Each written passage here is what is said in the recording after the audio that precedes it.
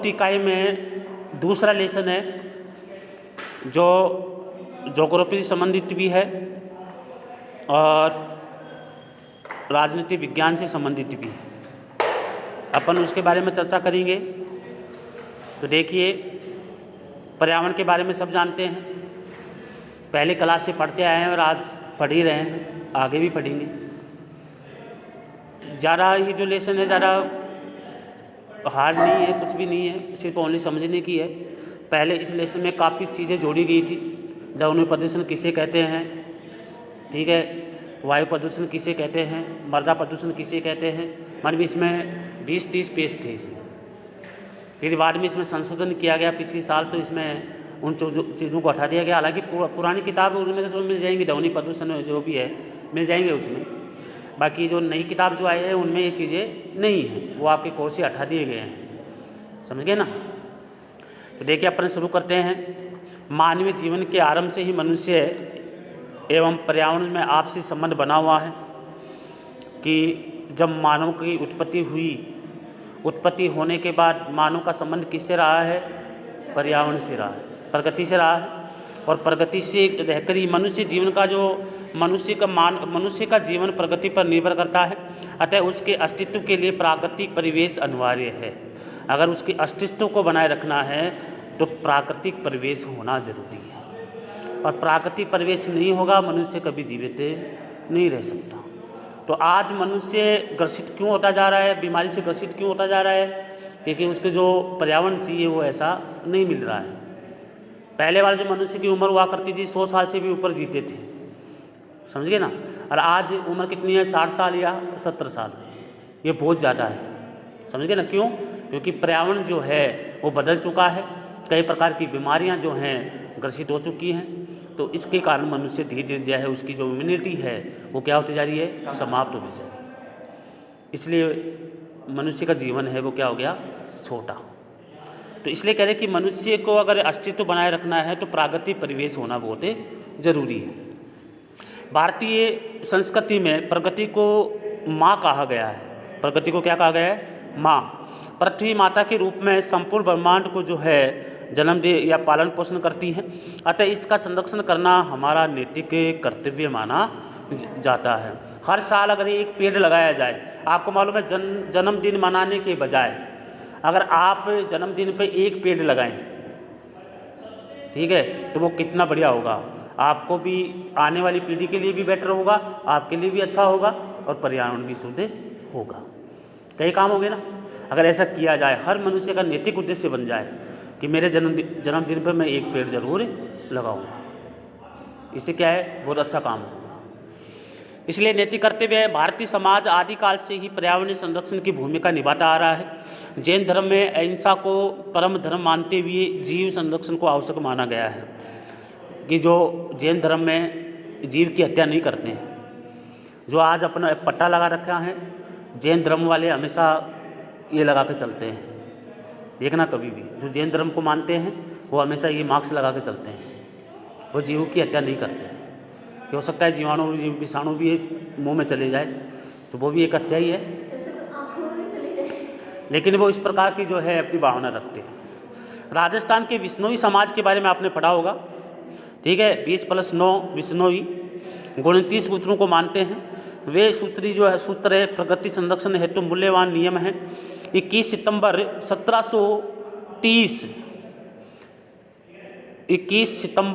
1730 को राजस्थान की खेजली जो गांव है, विश्नोई समाज के 363 लोगों ने अमृता देवी के नेतृत्व में खेजड़ी वृक्षों की रक्षा हेतु अपने प्राणों की आहुति दी। एनालाइज कर लेना, ये जो घटना हुई वो कब हुई, 21 सितंबर 1730, समझ गए ना। कहाँ हुई, राजस्थान का एक गांव है जोधपुर में, ठीक है, जिसका नाम है खेजली, ठीक है। विश्नोई समाज के लोगों ने किया था खेजड़ी के पेड़ों को बचाने के लिए। कितने लोगों ने भाग लिया इसमें, 363 लोगों ने भाग लिया। और उन्होंने कहा गया कि सिर साटे रुक रहे तो भी सस्तो जान। अगर सिर कटने से अगर पेड़ बच जाता है तो भी बढ़िया माना जाता है, अच्छा माना जाता है। इसलिए कहा बदले अगर वृक्ष जीवित रहता है तभी इसके लिए सब वो तैयार हैं, क्योंकि आने वाली पीढ़ी उसका फल भोगेगी। समझ गए ना।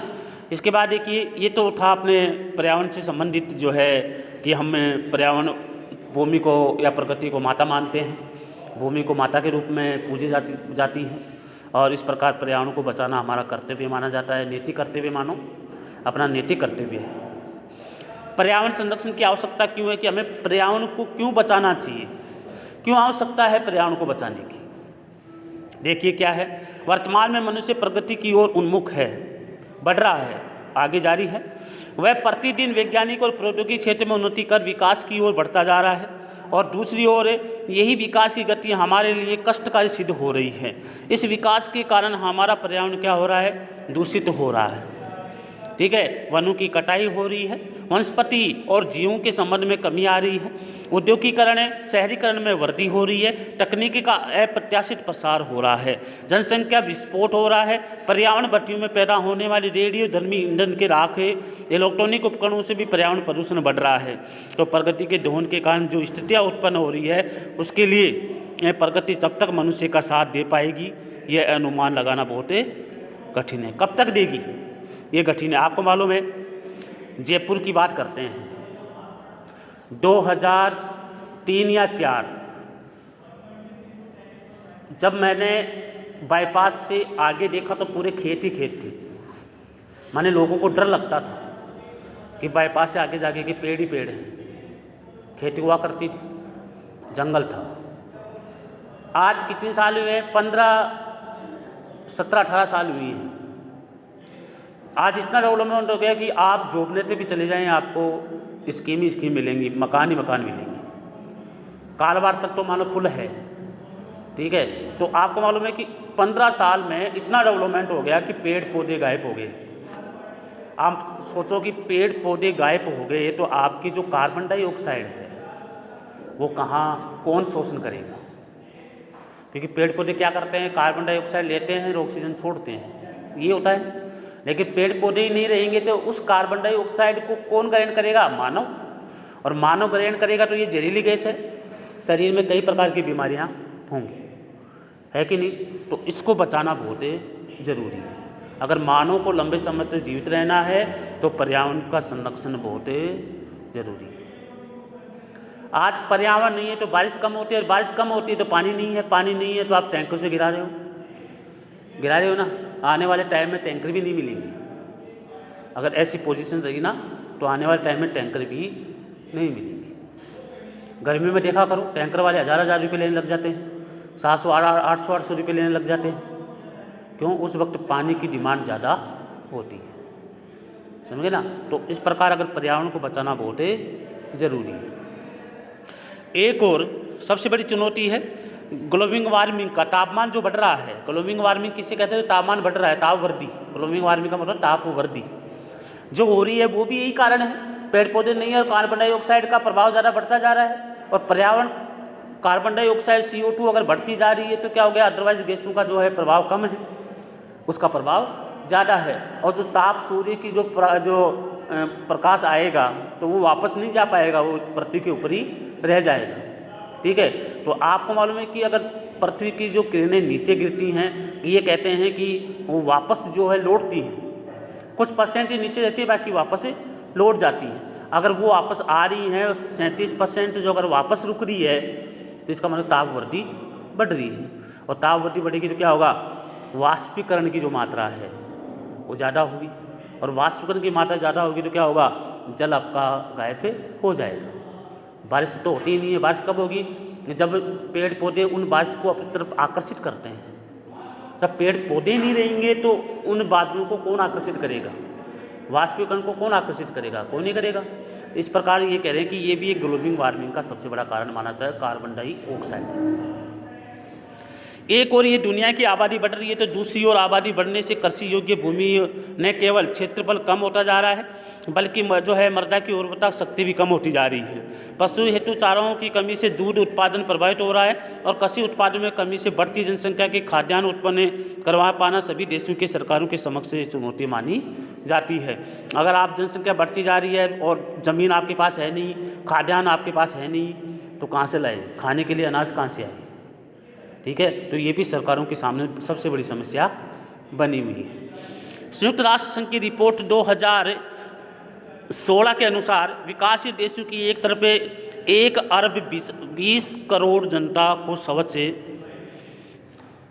जल उपलब्ध नहीं होता है। यहाँ की 2 अरब 60 करोड़ आबादी जो है साफ सुविधा से वंचित रहने के कारण 30 लाख लोग अधिक बच्चे हैं वो हमेशा हर साल शिकार हो रहे हैं।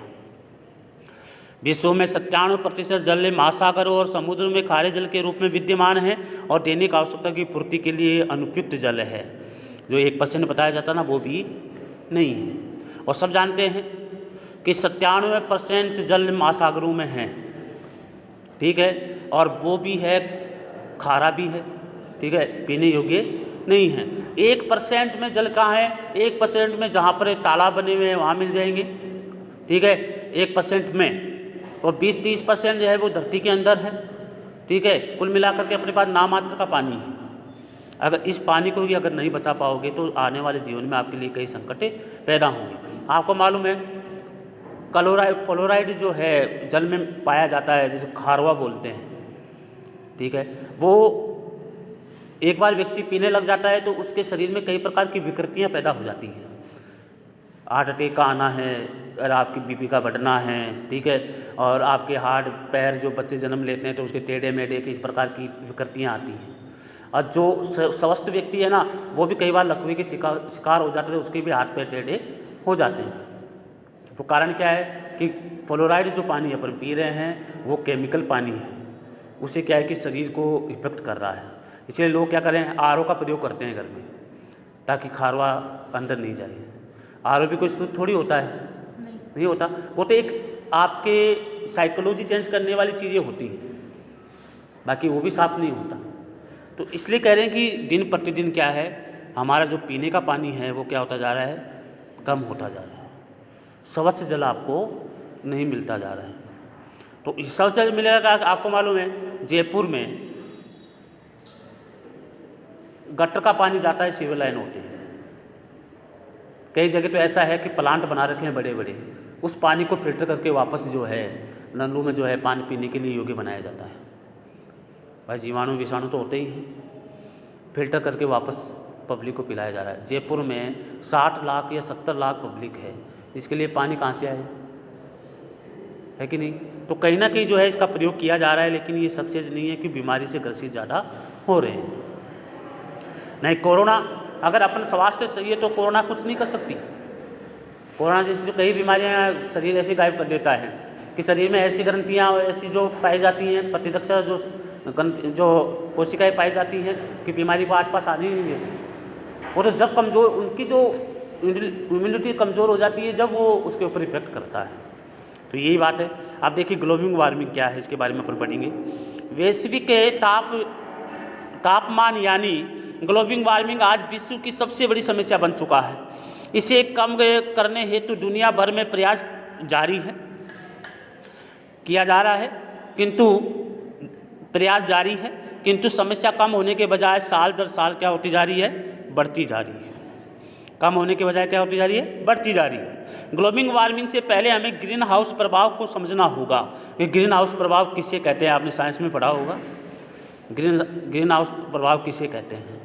एक कांच का एक कमरा बना दिया जाता है, ठीक है। अब उसमें किरणें तो आ सकती हैं, लेकिन जब वापस जो जाती हैं तो उसमें जैसे कार्बन डाइऑक्साइड होती है ना, उसको रोक लेते हैं, घेरा बना देती है, ठीक है। तो वो क्या कर लेती है, उस वाष्प को दोबारा ऊपर जाने नहीं देती है। तो आपने देखा होगा कांच में छोटी छोटी बूंदें जम जाती है पानी की, है ना।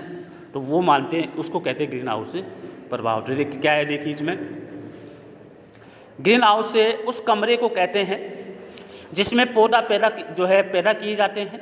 इसे कक्ष की दीवार ऊष्मारोधी पदार्थ या छत ऐसे कांच की दीवारों से बनी होती हैं जिसमें सूर्य का प्रकाश और ऊर्जा पौधे घर में प्रवेश कर जाए, किंतु ऊष्मा बाहर नहीं निकल सके। समझे ना, प्रवेश तो कर जाए लेकिन ऊष्मा बाहर नहीं निकल सके, ठीक है। तो इससे पौधे घर का तापमान शीत ऋतु में भी कम नहीं होने से उसकी अधिक ताप में वृद्धि करने वाले पौधे आसानी से उगाए जा सकते हैं। और पृथ्वी के वातावरण का तापमान बढ़ना भी इसी प्रकार से माना जाता है। प्रकाश की किरणें आ जाती हैं लेकिन वो वापस नहीं जा पाती, तो क्या होता है, ताप वृद्धि बढ़ जाती है। अब जो एक घर बनाया गया है, पौधे को उत्पादन करने वाला जो घर बनाया गया है, क्यों बनाया गया है कि पौधे ताप वृद्धि में ज़्यादा बढ़ते हैं, जल्दी बढ़ते हैं, समझे ना, इसलिए वो बनाया गया है। ऐसे ही अपना जो पर्यावरण है वो ग्रीन हाउस गैस की तरह है। तो दिन दिन प्रतिदिन अगर तापमान बढ़ता जाएगा तो क्या होगा, तापमान बढ़ेगा ही, जाएगा नहीं वापस तो बढ़ेगा ही, किरणें वापस नहीं लौटेगी तो क्या होगा, पृथ्वी के ऊपर ही रहेगी। तो आपके पास ज्योग्राफी में सौर विकिरण की जो है उसके बारे में बताया गया, ताप डिवाइडेशन का बारे जो विभाजन किया गया है उसके बारे में बताया गया है ज्योग्राफी में, शायद आपने पढ़ा होगा, आपके पास आया भी होगा कि किस प्रकार जो है ताप का डिवाइडेशन होता है, कितनी % पृथ्वी पे आता है, कितनी % कहाँ रुकता है, कितनी % कहाँ रुकता है, फिर वापस से चला जाता है। ऐसा है आपके, मेरे हिसाब से होना चाहिए। पर्यावरण का तापमान बढ़ना भी इसी प्रकार से है। तो हमारी धरती जो है प्राकृतिक के तौर पर सूर्य की किरणों से ऊष्मा प्राप्त करती है। ये किरणें वायुमंडल से गुजरती हुई धरती की सतह से टकराती है, फिर परावर्तित होकर के, ठीक है, परावर्तित होकर के पुनः जो है दोबारा पुनः लौट जाती है। धरती का वायुमंडल कई गैसों से मिलकर बना होता है। इसमें अधिकांश गैसें धरती के ऊपर से एक प्राकृतिक आवरण बना लेती है। यह आवरण लौटती किरणों के एक हिस्से से उस तरह से रोके रखती है जिसे ग्रीन हाउस में कांच की दीवारें होती हैं। वायुमंडल में बढ़ते तापमान की तुलना इसलिए ग्रीन हाउस से की जाती है क्योंकि पृथ्वी से परावर्तित सौर किरणों के लिए ये प्रदूषणकारी वायुमंडलीय गैसें ऊष्मारोधी दीवार की भूमिका निभाती है। जो अपने पास गैसें बढ़ती जा रही है ना, नाइट्रोजन है या और भी है, मीथेन है, ब्यूटेन है, जो भी है, कार्बन डाइऑक्साइड है, CFC है, वो ये सारी गैसें बढ़ती जाती हैं, हाँ जो भी है। इसके बाद जो है बढ़ती जाती है तो प्रदूषणकारी जो है गैसें ऊष्मारोधी दीवार की भूमिका निभाती है। एक धरती के ऊपर एक प्राकृतिक आवरण बना लेती है जिससे पृथ्वी एक गर्म गैस युक्त कमरे के समान हो जाती है। इस तरह से गैसों को ग्रीन हाउस गैस के नाम से जाना जाता है। इसलिए इसमें प्रमुख है कार्बन डाइऑक्साइड है, मीथेन है, नाइट्रोजन है, ऑक्साइड है, क्लोरोफ्लोरोकार्बन है, CFC है ना। इससे गैसों के प्रभाव से पृथ्वी का तापमान नियंत्रण बढ़ता जा रहा है। इससे कहते हैं ग्लोबल वार्मिंग, समझ गए, इसे ग्लोबल वार्मिंग के नाम से जाना जाता है। अब कह रहे कि ग्लोबल वार्मिंग होने का कारण क्या है, क्यों होता है ग्लोबल वार्मिंग, ठीक है। तो देखिए ग्लोबल वार्मिंग के कारण कौन कौन से हैं। ग्लोबल वार्मिंग के लिए सबसे ज़्यादा जिम्मेदार तो मनुष्य और उसकी गतिविधियों से माना जाता है। अपने आप में इस धरती का सबसे बुद्धिमान प्राणी मानता है मानव कि मैं बुद्धिमान प्राणी हूँ, ठीक है, अनजाने मानता है, जानबूझकर अपने को रहवास या जो है हैबिटेट रहने का स्थान ढूंढने की कोशिश करता है, ख़त्म करने पर तुला हुआ है।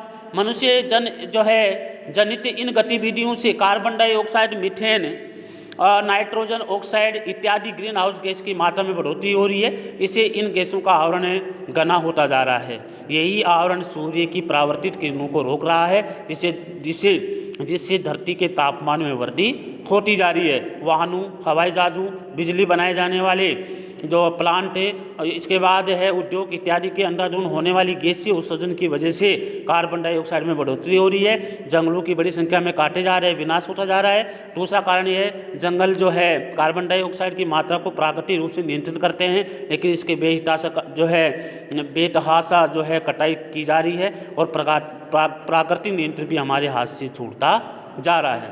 इसकी एक अन्य वजह भी है CFC, ठीक है, जो रेफ्रिजरेटर या अग्निशामक यंत्रों में इत्यादि में प्रयोग की जाती है। देखा होगा आपने, आपके जो फ्रिज है ना उसमें कौन सी गैस भरी जाती है, FCFC, ये सबसे खतरनाक गैस होती है।